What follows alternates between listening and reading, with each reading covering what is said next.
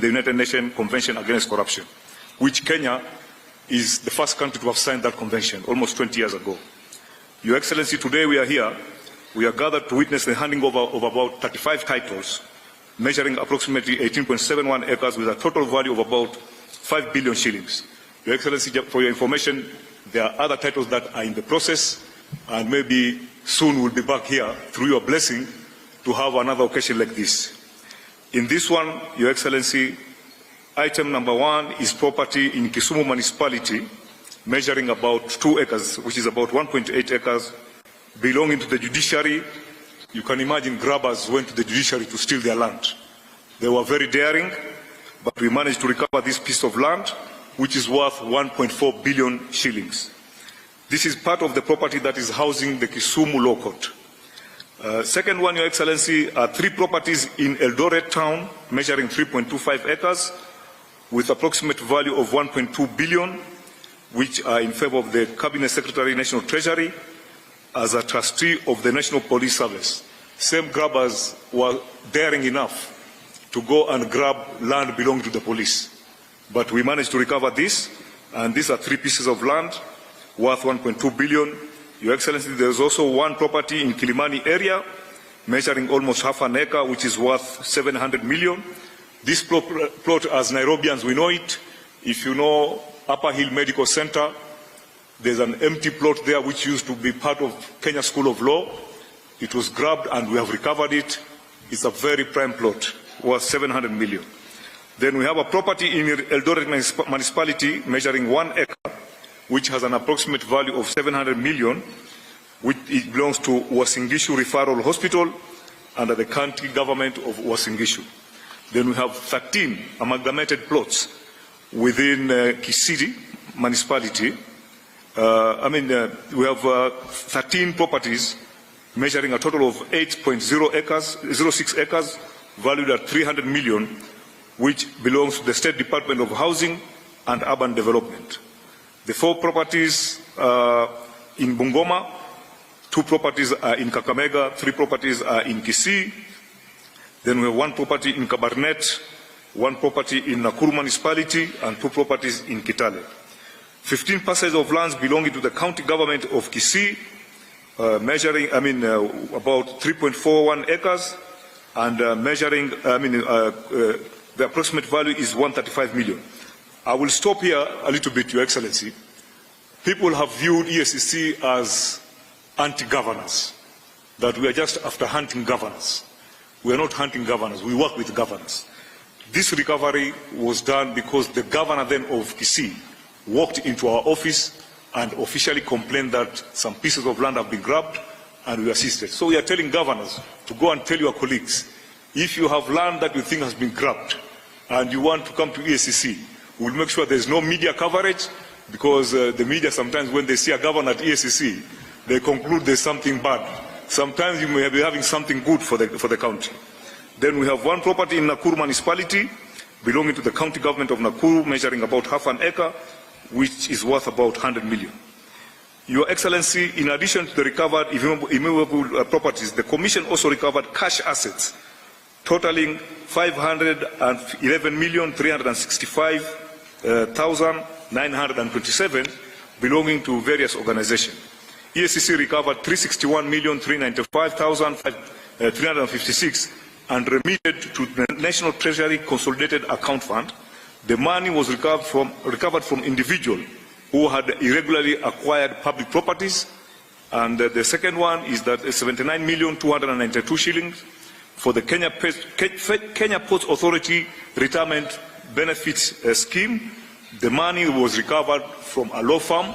We didn't want to mention the law firm because we know legal fraternity sometimes can be very sensitive. We don't want to damage somebody's image or whatever.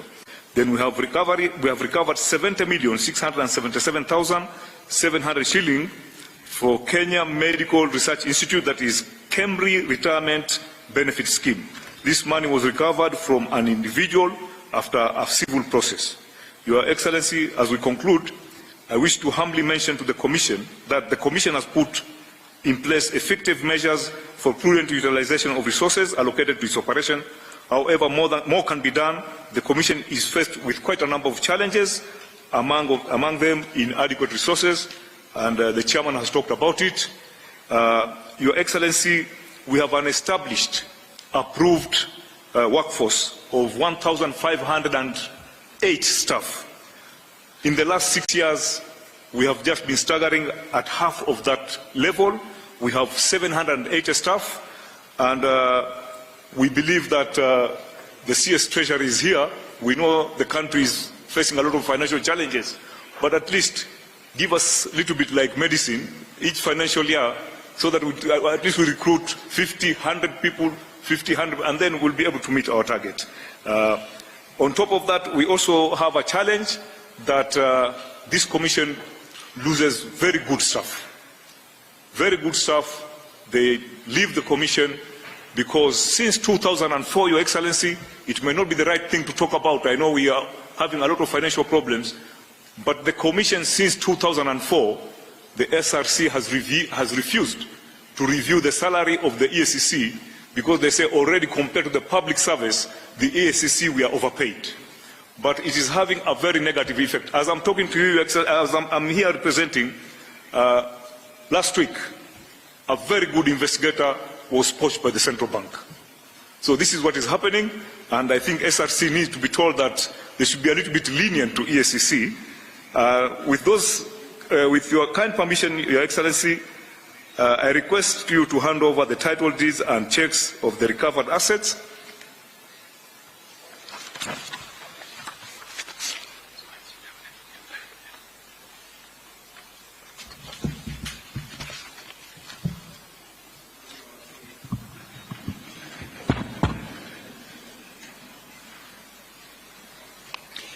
Your Excellency, sir, with your kind indulgence and gracious permission, permit me now to invite the Chief Executive Officer of the Eacc, accompanied by the Chair, to facilitate the handover.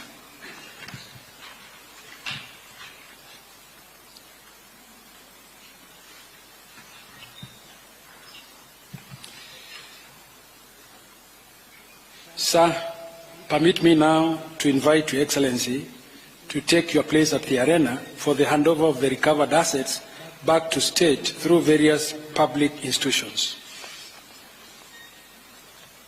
Sir, the first beneficiary is the National Treasury. I now invite the Honorable CPA John Mbandi, Eacc, Cabinet Secretary for the National Treasury and Economic Planning.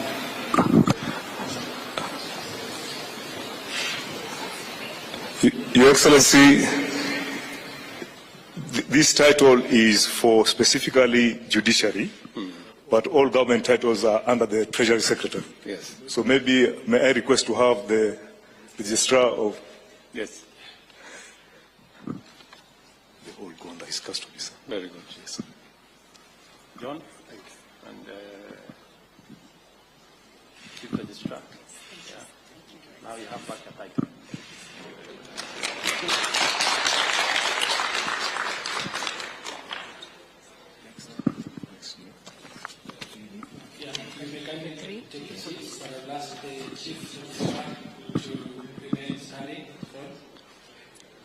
Your Excellency. Your Excellency, sir, the next beneficiary is the State Law Office. Permit me now, sir, to invite Dr. EBS. Your Excellency, this is the plot at Kilimani, next to Upper Hill Medical Center. Okay. AG. You have some land there now. Thank you very much.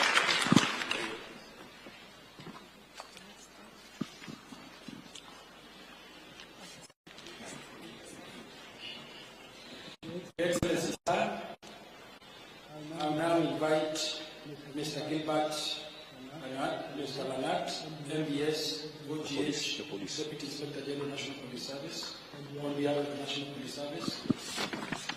I also invite Honorable Dr. Jonathan B. EGH, Governor of Selection County. Your Excellency, these are 3 titles belonging to the Kenya Police for Eldoret. Okay. Very good.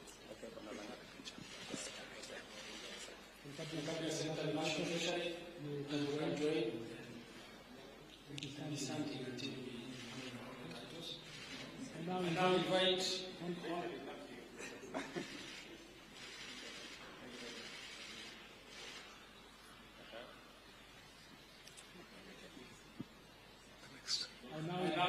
Governor of the County.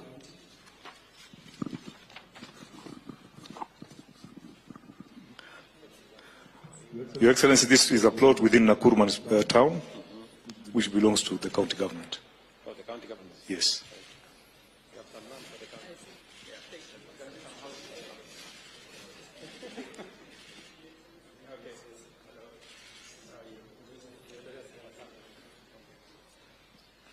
I now invite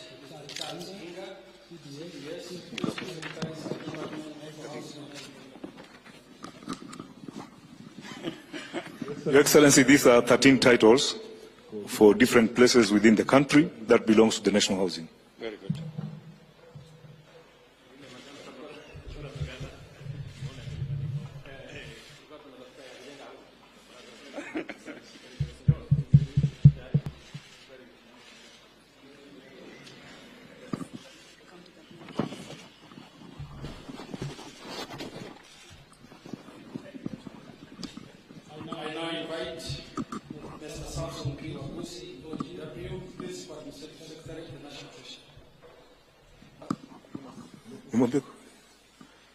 Easy. I can see.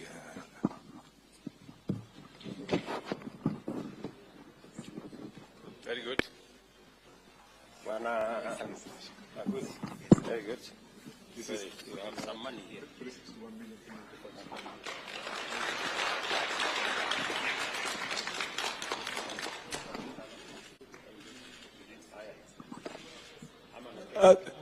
Just a minute.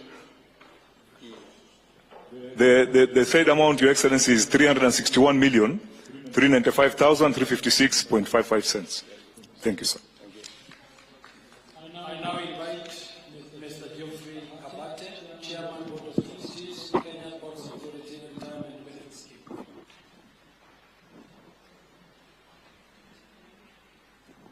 Okay. Your Excellency, this is 79,292,871.25 cents.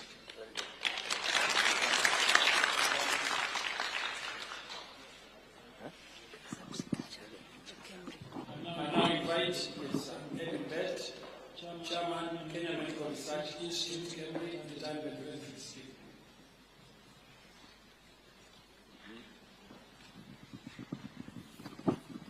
Your Excellency, this one is 70,677,700 shillings.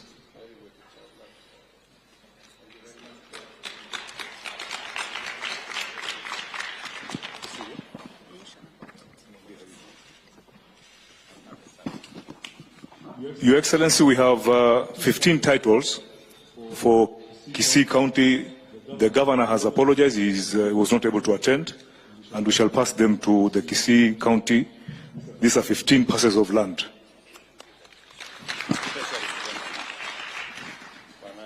This is the county.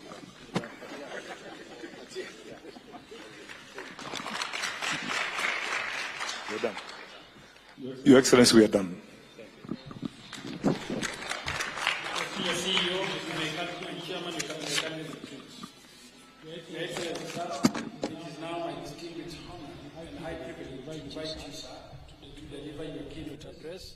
As we mark this monumental milestone in the war against corruption. I thank you, Your Excellency.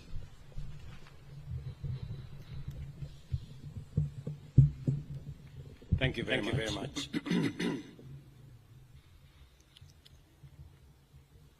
Ladies and gentlemen, welcome to you all as we witness the handover of assets that were corruptly acquired, now being returned to public entities and county governments. This event marks a significant milestone in our nation's fight against corruption. The efforts made and the progress achieved in promoting good governance are undeniable and highly commendable. The government remains resolute in eliminating opportunities for corruption and abuse of office, and in ensuring that the corrupt do not enjoy the proceeds of their illicit actions. I recognize that good governance is a key factor in the success of the bottom-up economic transformation agenda. Governance is crucial for fostering an environment conducive to socio-economic transformation. To realize our aspirations, we must all strengthen our commitment to the rule of law, enhance access to justice, promote national values and principles of governance, and protect fundamental rights and freedoms. Enforcing zero tolerance to corruption is essential for the attainment of all these goals. To achieve this, the government is committed to further strengthen our anti-corruption institutional framework.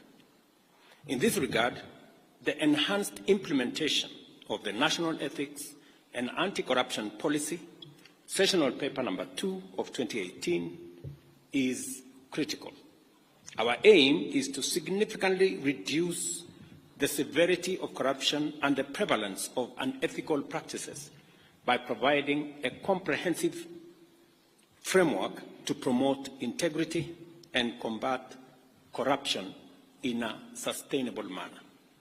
And that is why I believe in building the institutional capacity of EACC to forestall corruption before it happens and to deal with the challenges of corruption in a manner that is a whole of institution approach.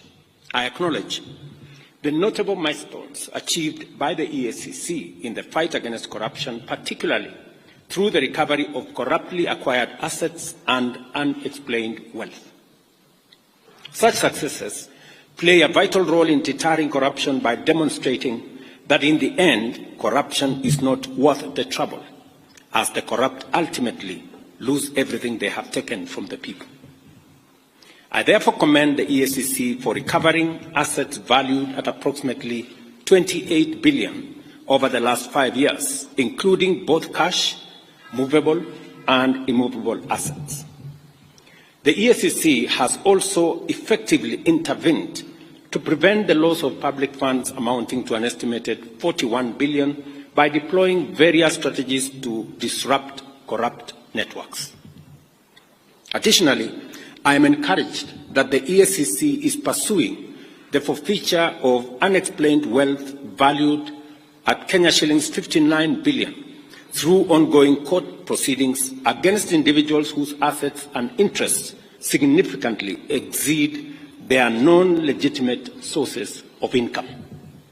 And I want to encourage EACC to expedite and also ask the judiciary to expedite these processes so that public resources and public assets can be recovered. As we witness the handover of public assets recovered by the EACC on behalf of various public institutions, I urge the beneficiaries to establish robust mechanisms to protect these assets and prevent further illegal acquisition. The recovered land is located in various parts of the country, including Nairobi, Kisii, Nakuru, Bungoma, Kakamega, Uasin Gishu, and Kisii counties. I would like to take this opportunity to express my profound gratitude for the ongoing development of affordable housing in Nairobi city's industrial area off Enterprise Road. This development is taking place on land recovered by the EACC, and the beneficiaries will be many Kenyans who deserve economic inclusion. This land, measuring 21 hectares, had been unlawfully taken from the Meteorological Department by private individuals. The recovery of such assets reaffirms Kenya's commitment to upholding the Constitution and fulfilling its obligation as a member of the international community under the United Nations Convention Against Corruption. Ladies and gentlemen, corruption is a serious threat to our nation. It undermines service delivery, weakens public policy compromises the public interest and erodes our institutions, depriving the government of capacity to secure the country and deliver development. Corruption endangers all of us, both individually and collectively. As I have previously committed, we are working on a series of amendments to present to Parliament aimed at promoting accountable leadership and integrity in governance. Among these is the proposal to the Evidence Act and the Criminal Procedure Code, along with other relevant legislative updates to statutes concerning corruption. These amendments will expedite the investigation and prosecution of corruption and economic crimes, ensuring that such cases are concluded within 6 months. I made this commitment, and the Attorney General is seized with the necessary work that will go into us engaging Parliament on the amendments to achieve this aim. Additionally, we will propose amendments to the Witness Protection Act to revamp the statutory and institutional framework for protecting and incentivizing whistleblowers. These changes will enhance witness protection and make it easier and safer for citizens to report corruption and other criminal activities. In fact, it's correct to say this is where the devil actually lives, which has been identified as a key area of corruption, conflict of interest, and abuse of office in the public sector. These amendments aim to deploy digital infrastructure to create an open, transparent public procurement platform, allowing real-time, end-to-end public visibility of the entire process from advertisement to contract award. Number 4, I have engaged with parliamentary leadership and urged Parliament to swiftly pass the Conflict of Interest Bill. I am told there is a mediation process that is going on in Parliament, but I have told them with clarity that I will veto any bill that does not establish a high standard of accountability, integrity, and anti-corruption measures, and I will fully exercise my powers under Article 115 of the Constitution to ensure that the bill meets the rigorous standards set out in the original draft bill. Because some amendments have been introduced to water down what the original bill envisaged. We must do everything within our power to end corruption in every organization, at every level of government, and across all regions of our republic. To this end, everyone entrusted with public authority must be held to high standards of transparency and accountability. Parliament and all stakeholders must work together to strengthen the anti-corruption legal framework, ensuring the swift resolution of corruption cases. We must also foster partnership to raise public awareness of Chapter 6 of the Constitution, integrate anti-corruption education into school curriculum, and support grassroots organizations and citizen action groups in promoting good governance at every level. I commend the Eacc for its dedication in the fight against corruption, and I want to confirm to both the Chair, the Commission, and the CEO that they have my government's full support. And we commend you for what you have achieved. We know there are challenges, budgetary challenges, but the one item that I insisted that should not face the budget cuts that we were going through is the Eacc, because I know the importance and relevance of what you do in safeguarding public assets and public property.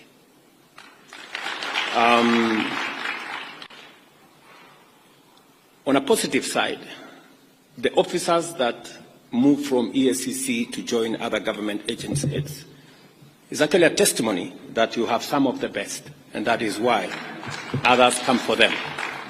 Continue to train high-quality staff, even if you lose some of them to other government agencies.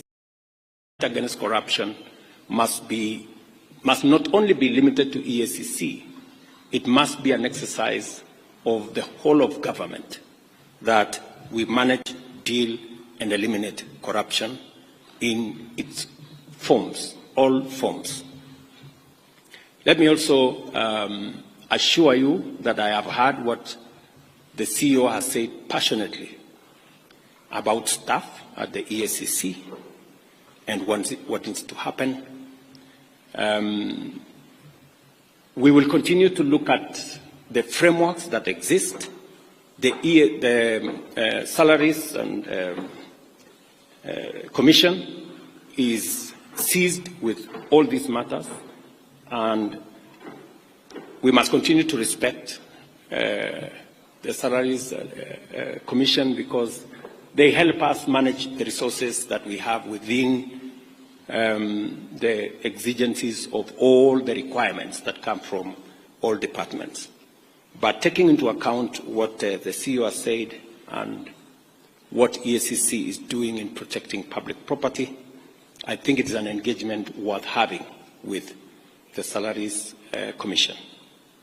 So we will look at the opportunities available, and as we turn around our economy, and I'm very happy with the progress that we have made, we should be able to make additional resources available for EACC to continue the good job that they are doing. I also want to state categorically that the other measures that we have proposed from the Evidence Act to Witness Protection Act to Public Procurement Act, these are time-bound, and I want to ask the Office of the Attorney General to expedite these pieces of legislation so that we can strengthen our legal framework in the fight against corruption and protect public property. I am a great believer in building these institutions and allowing the institutions to execute their mandate. The chairman here will tell you, who was my pastor before he retired, that I have never called him to tell him anything about what he is supposed to do with the corrupt, because I am a great believer that institutions should deal with their issues and manage the mandate that they have and deal with any matter, anybody, every person in the manner in which the law provides. Because at the bottom of the line is that we are a country of the rule of law, and each and every one of us must subject themselves to the rule of law. Otherwise, if we have different rules for different people, we will end up with the animal farm. And I don't think that is where we want to take our country. And so my ask also of our judiciary is to expedite the corruption cases, and indeed every other matter in court, in a manner that gives the country the opportunity to move forward, to make decisions, to recover what we can recover, and to allow the country to move forward. I know indicated to me the budgetary challenges that they have, and I think it's the case with all our other institutions. And it is a bigger statement as to what we need to do as Kenyans on how to make sure that we use the resources we have in a very prudent manner, and we also find ways and means of ensuring that we have sufficient resources and we account for them. Whatever taxes Kenyans pay, we must account for them so that we can have the opportunity to grow the pie for us to be able to meet all the expenses and all the budgetary allocations that are being requested of us from different institutions. I also wish to say that we should have a whole of government approach when we are discussing resources. And we must all be alive to the fact that resources are raised. And so we must all contribute to making sure that we have the requisite resources to be able to meet all the needs and the requirements of all the institutions that support our governance structure and provide the resources for the development of our country. I am very confident that working together between the judiciary, the legislature, and the executive, as we have undertaken, we should be able to move the country pretty fast into the next level. So again, I commend Eacc, and I want to assure them that we will continue to undertake necessary reforms to strengthen oversight institutions and improve service delivery to all the people of Kenya. And I'm asking all arms of government to work together in concert to make sure that we not only raise the resources that are necessary for us to run the affairs of our nation, but resources raised must also be protected by all of us, making sure that we account for every tax that is paid for by the people of Kenya, and those who corruptly acquire them are made to pay, and assets and properties and resources recovered in the manner in which Eacc have done. So thank you very much. My very best wishes. And again to Eacc, congratulations.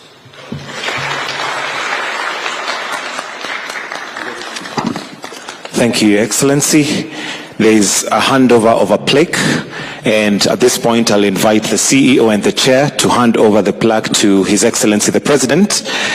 As mentioned by the CEO, as the patron and a champion in fighting corruption, it is a plaque that is indicative of the support you have given as the President of this great nation. Wonderful. May we take our seats, please? Let's kindly take our seats. Your Excellency, with your permission, would like to seek your indulgence for 2 photo opportunities so that we may immortalize this function. And I'll kindly request that the Chair and the CEO please join His Excellency for this photo. And I'll also invite the Commission to come and join in the first photo. The Commission, kindly. Or the Commissioners.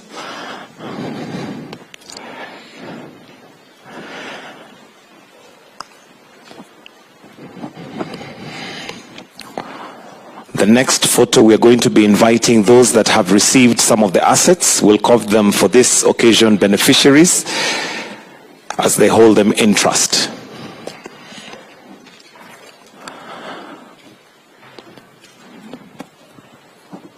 May I now invite, while you still remain there, may I invite all those who've received some of the assets. All those who've received assets, kindly, if you may now join His Excellency.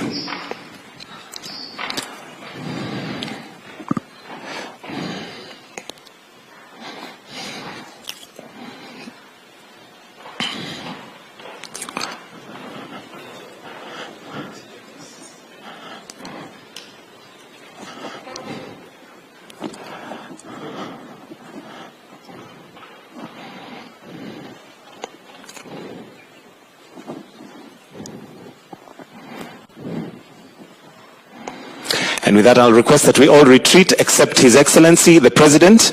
And I'll request that we all be upstanding as we now finish with the national anthem. The national anthem.